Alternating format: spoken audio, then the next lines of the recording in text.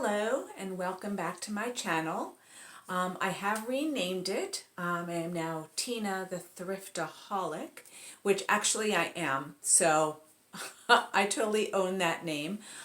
Certainly better than the bag lady, I think. So that's what I'll be known as from now on, and I hope that you like and subscribe, like this video and hit the subscribe button so that could share my information with more people. So today I'm going to go over a couple of things that I picked up here and there. I did do an online auction where I have a couple of pieces from that I want to show you, as well as kind of learning from a mistake of mine that everyone can learn from, hopefully, and going over some neat finds that that were incidental to my my auction sales that I got, or auction buys. So we're going to start with the auction. So I did an online auction. I purchased a couple of items. This is the second time I've done an online auction. I did pick up some peacock bookends that I showed on a previous video, which I did sell, not for as much profit as I'm used to.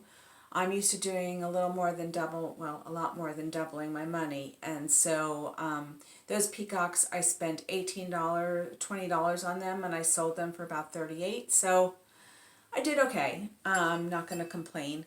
But these next couple of things I'm going to show you, I did get at auction. So I had experience with, oh, now I'm not going to forget about Val St Lambert Crystal. I had bought a Val St Lambert Crystal vase at the Goodwill, and I had bought it for I think $6, and I sold it for about $60, so I know it's a good label. These were listed as Val St Lambert, and it is actually marked. I hope you can see the watermark on there. It was hard for me to find it first, but it's right there, and it is etched in there, Val Saint Germain. This is a fruit compote bowl. I got this in a lot with dishes, crystal plates that are really pretty. There were actually 10 like this, and then 2 that has a simpler pattern. So those 2 I put aside. These 10, which are also all marked, you could see on there. I don't know if you could see it. It's right there. I'm going to sell these 10 as a lot, and I'm going to sell the fruit compote bowl separately. But I bought them all together for about $12. So that was a really, really good deal. I'll probably, I'm assuming, get about 50 or 60 for the bowl and probably about 50 for the 10 plates. So I'll do really well with that one. Another thing I got at that auction, on an online auction, was I got this little basket, but the basket wasn't the thing that I was buying. I was buying all these little, they were little terracotta Native American pottery bowls. There were 3 that were painted and pretty, and then there were 2 that were just plain. This is, I believe, ebony wood, so this one's probably from Africa. And this, I'm not sure what kind of wood it is, but it is a little bowl. So there were these little petite bowls, and they came in this basket. So this was a great find, because not only will the little bowls sell, and the other 2 I already listed, so these are unlisted. Just haven't gotten to them yet. But they came in this basket, and I really didn't start to see value in the basket until I was researching it. And this type of basket is called a Pima basket. It's made from like grass. If you can see, it's bound all together, and it has this pattern of dark and light, and I forgot what the name of the type of grass they use for the dark, but it does have a name. I'm glad I remembered that it was a Pima basket.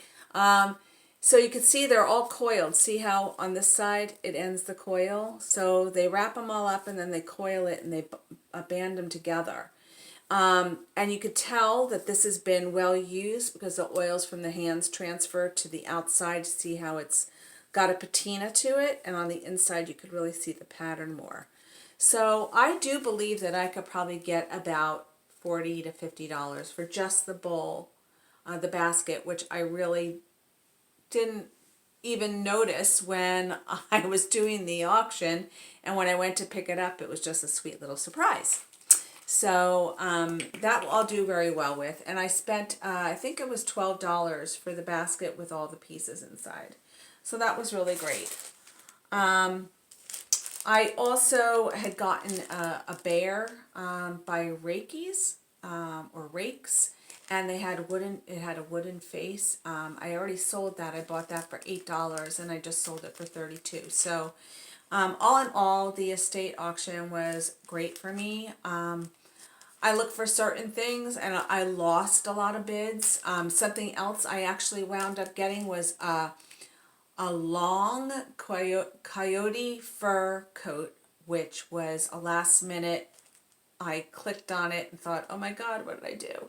I spent $45 on it and found out it does have a tear in it. So that's a project because I'm going to have to repair it, and I'm going to have to list it as modified and repaired and all that. So I'm not ready to take on that yet. So I'm kind of putting it on the back burner, but I'll still, I think, do very well.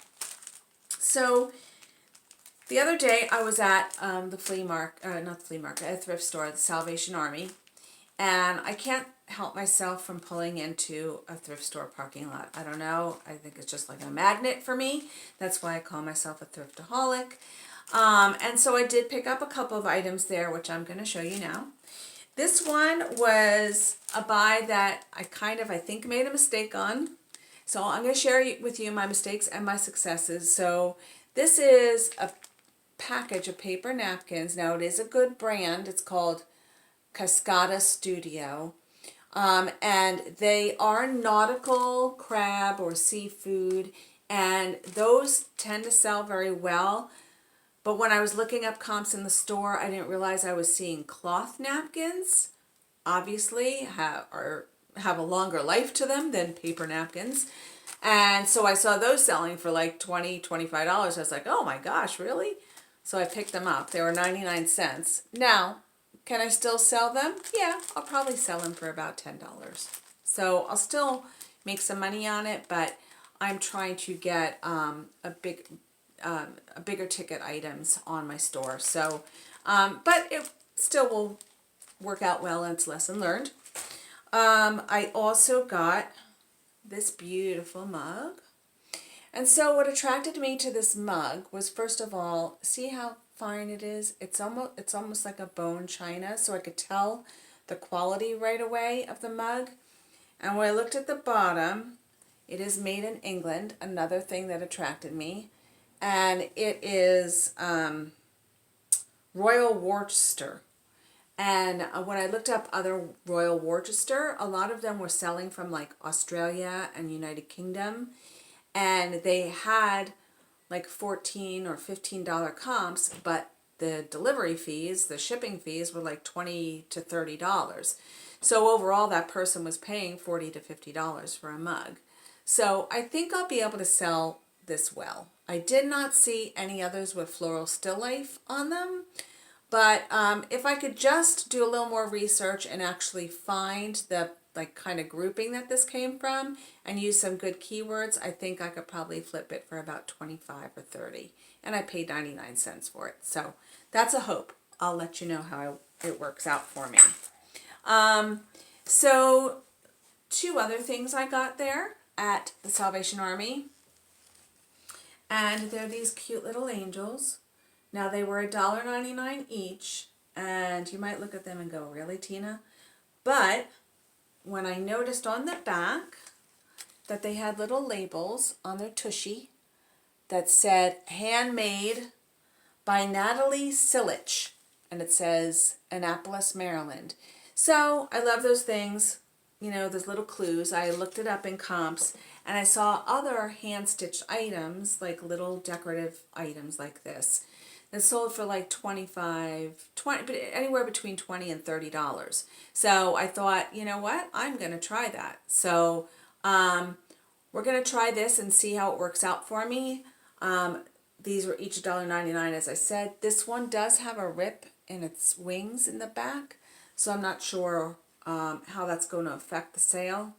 We will find out. So there go my angels. And that was it for the Salvation Army. So I got a couple of things there. I was really trying to tame myself and only stick to a few things. I didn't go through any of the clothes. It was just going to be too much of a time investment for me. So two other things I wanted to go over. One was that Kat, the Nurse Flipper, is someone that I watch and on YouTube, and her and Karen Lavender Clothesline, shout out to both of them. I've learned a lot from them. They inspire me every day, and I'm hoping that, you know, I can kind of take after them a little bit. So, but what Kat had mentioned was looking at pottery. She sells quite a bit of pottery. I forgot some of the makers now.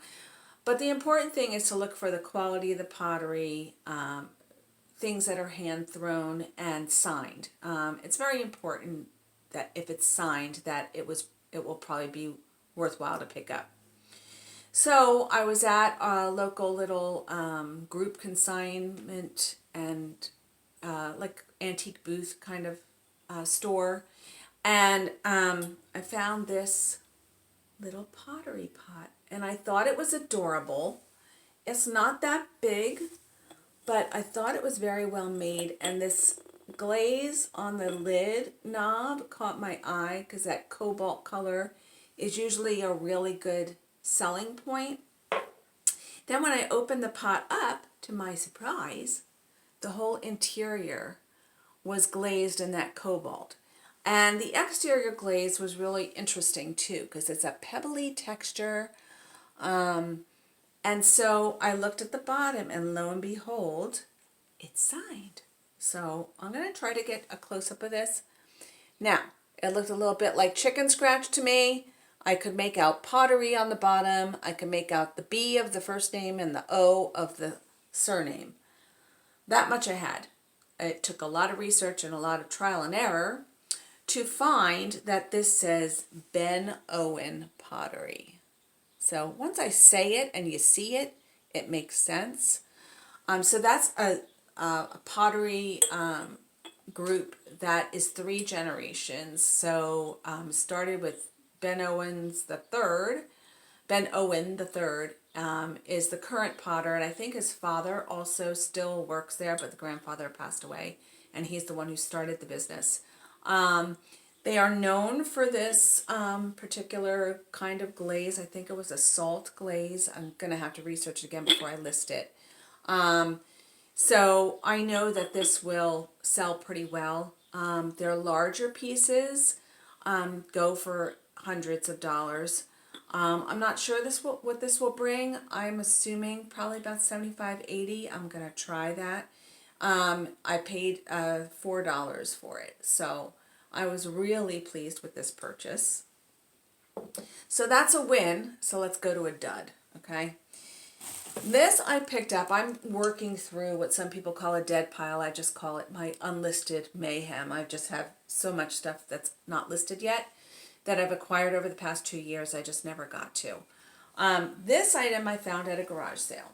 After hearing a lot about, mid-century modern pottery sells, and well, I should have really looked at comps on this before I purchased it. It was only $2. It wasn't that big of a deal in terms of, was it expensive? And it is made in the USA. It's made by California Originals. You can see it's marked. And it even has a number, a model number. So the unfortunate thing is when I looked this up, I thought I had like a $25, $30 item, at least, I thought. When I looked it up, there were so many listed that it just became saturated. The market became saturated with this actual pattern, color, everything. And at the time, so that was a while ago. Now, I didn't look it up recently, but at the time they were selling between $12 and $14. So it went on the back burner, and now I guess I'll pick it up and actually list it with, outdoor parties starting and things like that. People might want to invest in something like this. It's very organic. It's very cool looking. It's got that orange and yellow and brown that sells from Mid-Century Modern palette. But like I said, there were so many at the time that I bought this. There were so many listed that it didn't make sense for me to list it at that time. Sometimes you do have to hold on to it and wait until there are fewer out there, and then it gains in value. But, you know, or you could be like Karen Lavender Clothesline. She just lists it and keeps it up there, and when it becomes the right thing for the right person at the right price, it sells. And that works if you have a lot of storage space, but it's just sitting here unlisted anyway. I might as well list it, is my thought. So I hope you enjoyed this video, this episode today, and I look forward to seeing you next time. Again, please like this video, share it, subscribe to my channel.